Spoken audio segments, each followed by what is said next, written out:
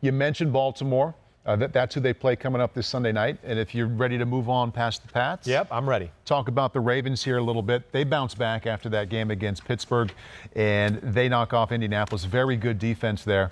Always questions, though, about the offense, I feel like, right now. It started last year when they took the big dip in the playoff loss against Tennessee, and they've taken a step back, too. It was better this past weekend than it was the weekend before. But they're not scoring like they did last year. Nope. They're not putting up as many yards. And I got a couple questions here from social to get to. At Ricky, SC823 says, here's a question for you, Chris. Yeah. Is Greg Roman, the offensive coordinator, overrated? I'm asking sincerely because I feel like his offense continually reaches its limit at the same point with each quarterback. Yeah, it's a very good assessment by him. Mm-hmm. It's not overrated when you talk about the run game. He's very creative that way. I think if you ask me in my heart of hearts, I'd go, I wish Baltimore would bring in a pass game coordinator or somebody else to give more ideas there. That, to me, is one of the issues. It's where, on the Monday podcast, I talked a little bit because, last week I was one of those guys that questioned Lamar in the pass game. Can they do that? And I didn't like that I did that. I think to be fair, too, it's not always about Lamar. Are they delivering, a respectable product for him to throw the ball to open receivers all the time, too? And I think there's a lot of issues there as well, and it is simple, and it doesn't always lend itself to great throwing numbers in that way, and I think that is a very good question by our listener there. So as it relates to this game, 24-10 over the Colts, what did you see from Lamar in that offense? Well, the Colts were all over the run game, especially early, definitely, and the Colts are a hard team to get big pass plays against. But, man, really, his throwing he was 19 out of 23. Right, and really, and I wrote down he had 2 on-target drops too. That's right. Yeah. So you can really sit there and go 21 out of 23. And again, this is some magical game. But I think the thing was, I wanted to evaluate Lamar and get a look here. And let's talk about it because he's become this talking project. Lamar's throwing is good enough for them to go to the Super Bowl. His throwing. The question doesn't need to be, is Lamar Jackson's throwing good enough?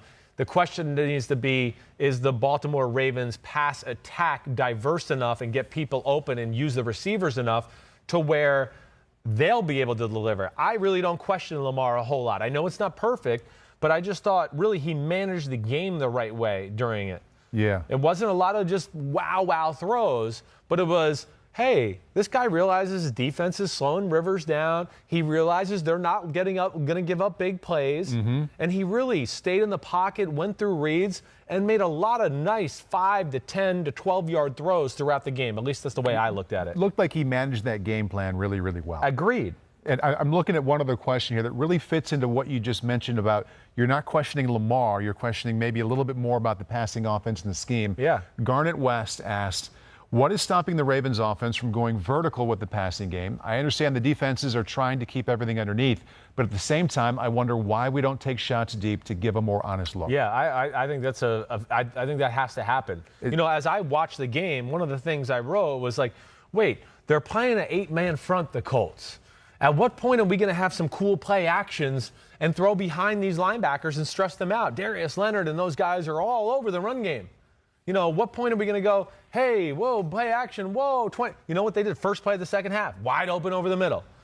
They need to be better at marrying their play action game to their run game. And when I say that, to me, too much of their play action game is, he just rides the running back, but the line is like in pass pro mode. It's not making it look exactly the same to where you're always making it hard on the second level. Middle linebackers, they're reading guards and things like that. So if you run a play action pass with a pulling guard, man, I don't know of too many linebackers who can't not bite the hook on that. It seems like an easy fix. Why wouldn't they change that? I don't know. And again, I think sometimes it's hard to coach up pass protection that way. It is because, again, you got a pulling guard and you got to make sure you get everybody matched up the right way and do all of that. But this is a little bit, I think, of the negative part of Greg Roman. I'll say another thing, too, that I think at times just hurts them on an overall look where it's just a little thing about their offense. Why are they always so condensed?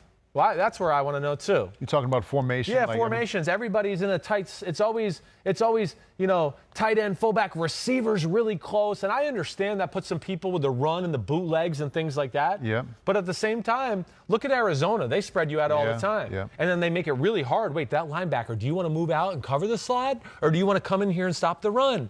Oh, and now you've spread the field out for the quarterback a little bit to where Kyler Murray can run around all this. Well, Lamar's that guy too. And yeah, I think to our listeners' question, there needs to be a little bit more of an emphasis on finding ways not to necessarily be bombs away, but take some shots and like I always say, play action. Oh, it's Hollywood, one-on-one on this guy, 20-yard out route. Our guy's better than your guy. That's it. It doesn't need to be overly complicated when they have that offensive line and that run game. Knee-jerk reaction to this question. Do you think the more conservative nature, and they're not taking shots downfield, they're not spreading people out, is to protect a lack of playmakers out wide, or do you think they're protecting Lamar? No, I think it's more of a lack of playmakers out wide. I don't think Hollywood Brown's been as good as they want him to be. He's a small guy. They got to create space for him. If he's a guy that's just going to line up there all the time and try to run routes that way, if somebody jams him, it's over. He is, that's the difference between a Hollywood Brown small and a Tyreek Hill small.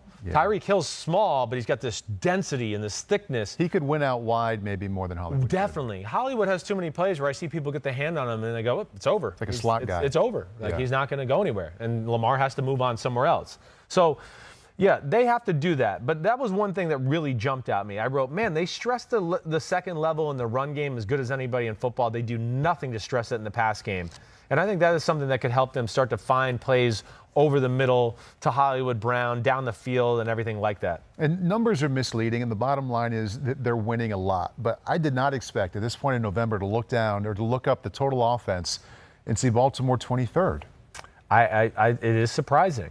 Now, it's the NFL, as we know, and teams, they spent time on Baltimore last year. Clearly. They definitely did. That caught the league by surprise last year. So anybody who had the Ravens on the schedule this year, which as the year ends, I think they've figured out a few ways. You look at teams who defended them well last year and do those things. And, let's not forget, too, they've played some pretty good defenses this year, too, who have slowed their attack down. So if teams are looking at this offense based off of what they did last year and had so much success with, and they're saying, we're not going to let them beat us this way.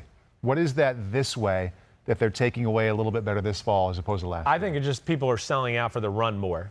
And that's where I go. I just think the play-action game needs to go to another level. It can't be so basic that way. But I've seen it a number of times this year, where I talked about the Steelers last week having moments of just going, we dare you to throw it. Right. The Chiefs did the same thing. We dare you. We're giving you the best look ever. Throw it. What are you going to do? Because one, they're not scared of their schemes or anything like that, too. Like, it's not a team where when you play them, man, they don't have great pick plays, out on the edge between the slot receiver and the outside receiver. They don't have great pick plays going across the middle, too. Right. So there's elements of that to where I think, the team isn't scared of their talent. They don't think Lamar's proven that he can carry it on the right shoulder of throwing the football. And then I also think they go, and they do nothing schematically that really is, like, stressful to us if we do play man-to-man. So let's take it, and let's go all out on stopping the run. And I think that's what has led to, them not being quite as impressive. Colts defense has been really good all season. Let's give them a little bit of love. Right? They are good. I mean, all the time. All the time. It's one of the best defenses of football. DeForest Buckner deserves to be in the NFL defense MVP conversation. I don't know what his stats are. I don't give a damn. I just know every week when I watch games, he's everywhere. Right. He is, up there in the the play up category as far as Chris Simms is concerned. And Darius Leonard, I wrote in my notes, and I don't know if you saw this. I wrote it's the first linebacker I ever saw that had no fear of Lamar Jackson in space. None. He was the first guy ever I saw at a linebacker who was like, ooh, it's Lamar and Darius Leonard in the open. And he was just like, okay, which way do you want to go? Yeah. I'm going to wait. And then when you do it, I'm going to get you. Mm-hmm. And he did. I mean, he's phenomenal. I mean, I don't know. He might be the best middle linebacker in football. I know there's somebody else I said that in that category a few weeks ago too, but he's up there in that combo. Fred Warner, maybe? It was Fred Warner. They're a very similar player. Same kind of guy. Fly around like their ass is on fire. They just hit anything that moves, and they can do it all.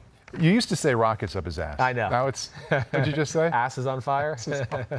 I usually leave rockets up the ass for guys who carry the football and run the football. Or catch it. Yeah. Okay. All right, I think we got it all in. We hit that one. Yep. Bringing us to. It was impressive, though, with Lamar. Right. He played the game the right way. I think there's something to be said about that. Yeah, like I said, when I say someone managed the game well and we were over 80%, that's a pretty good compliment. No doubt. Yeah. Hi, I'm Mike Tirico, and thanks for watching. Make sure to hit subscribe for the latest news and highlights from NBC Sports.